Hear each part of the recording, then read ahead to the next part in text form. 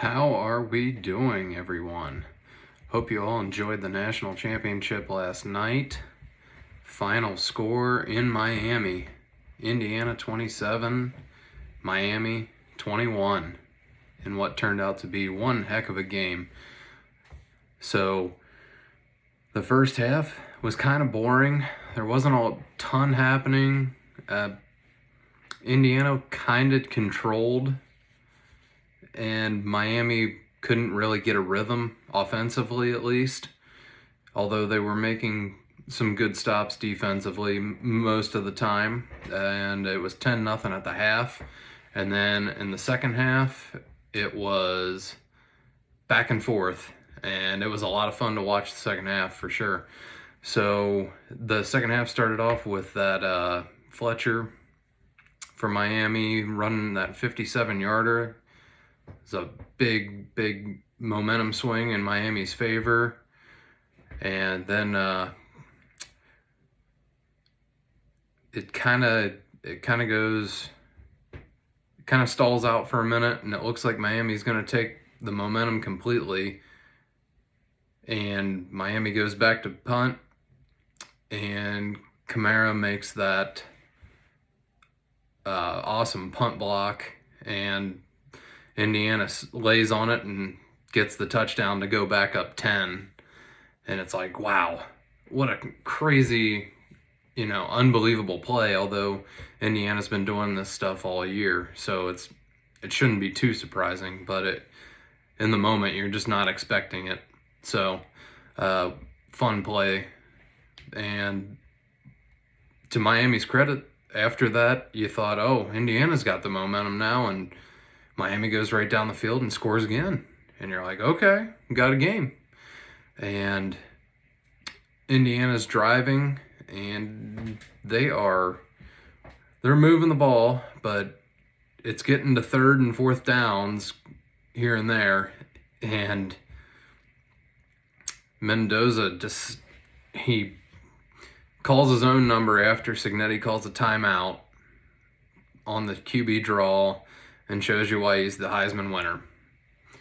I mean, he cuts and he weaves to get to the first down marker on 4th and 4, and then he's spinning and bouncing off defenders and diving and extending to get the 6 points and the touchdown, and just an incredible effort by Mendoza.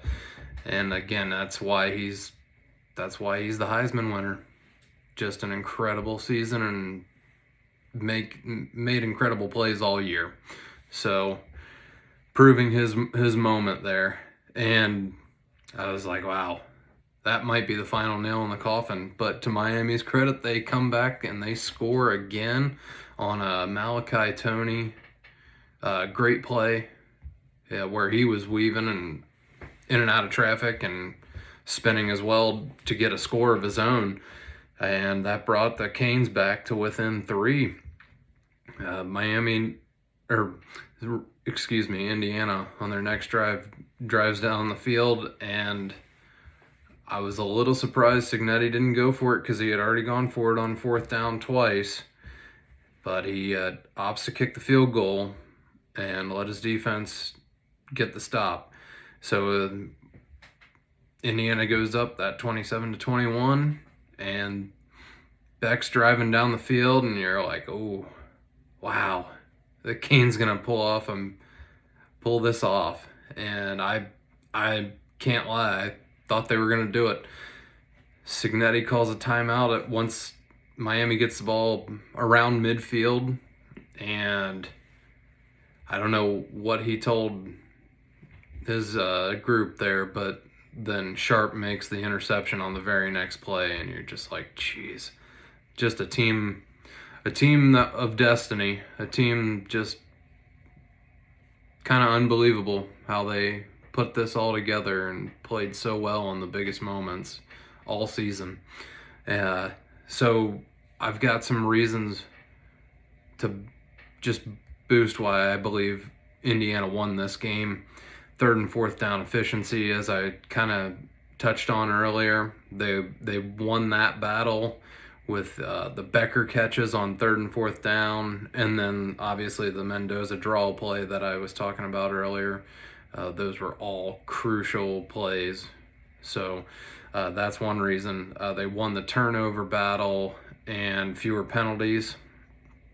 That's a staple of Indiana. They won the turnover battle all year. I'm 99% sure I saw the stat that they did not lose the turnover battle once this entire season, which is incredible. Cignetti called timeouts at seemingly the perfect time for his team. He called it on that 4th and 4, and then Mendoza makes magic on the draw play when they got the look that they wanted from Miami's defense. And then he called the timeout right before Sharp made the game-sealing interception on Beck. So just an incredible feel for his team, I would say, to make those timeout calls at those moments, and then the very next play, your guys are stepping up. It's special, that connection that he has with his players. Let's see.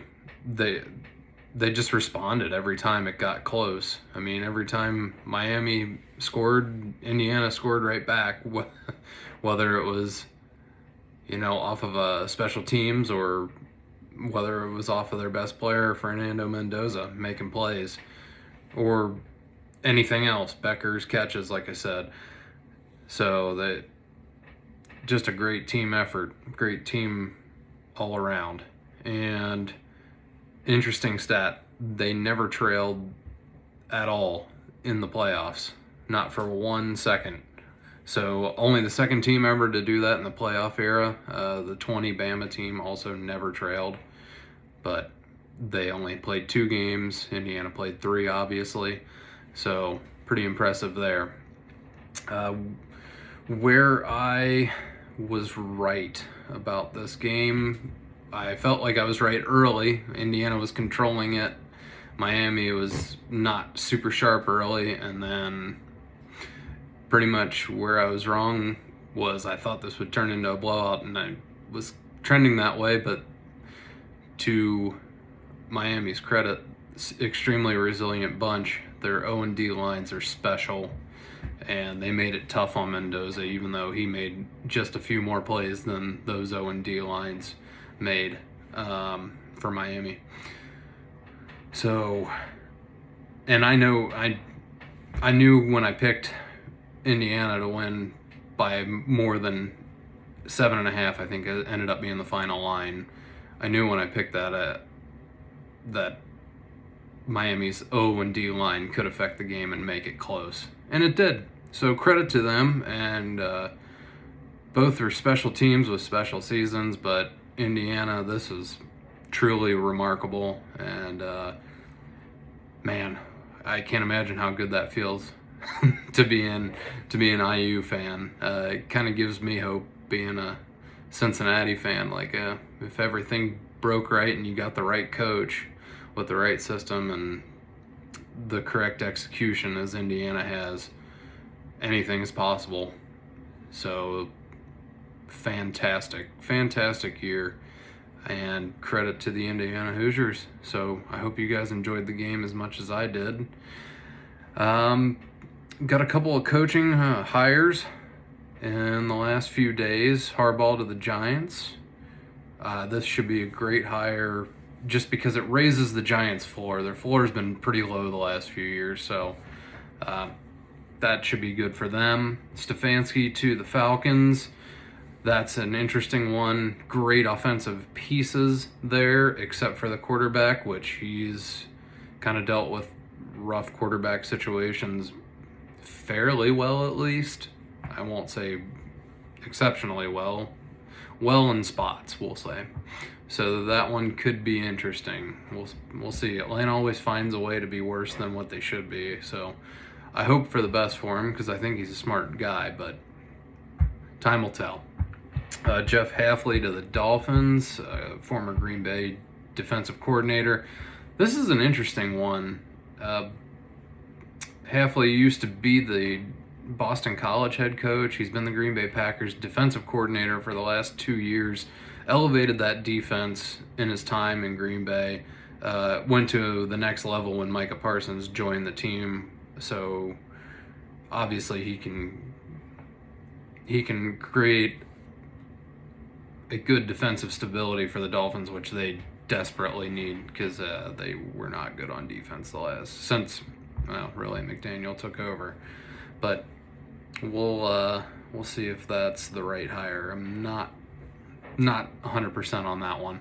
And finally, Saleh to the Titans. I get why the Titans want Robert Saleh. I feel like he's a good culture builder and probably didn't get enough credit for what he did with the Jets, as we have seen the Jets completely fall apart the last year and a half since he's not been there. And he elevated a Niners defensive unit that was completely banged up all year and made them as formidable as he possibly could have. So I do believe he will do that in Tennessee. He does have Jeffrey Simmons, at least. Unfortunately, I don't know that he has a lot else with that Tennessee defense. But hopefully he'll be able to establish a culture there and get a highly regarded offensive coordinator with him, and maybe they can turn that thing around in Tennessee. That is all I've got for you guys this evening, so please enjoy it. See ya.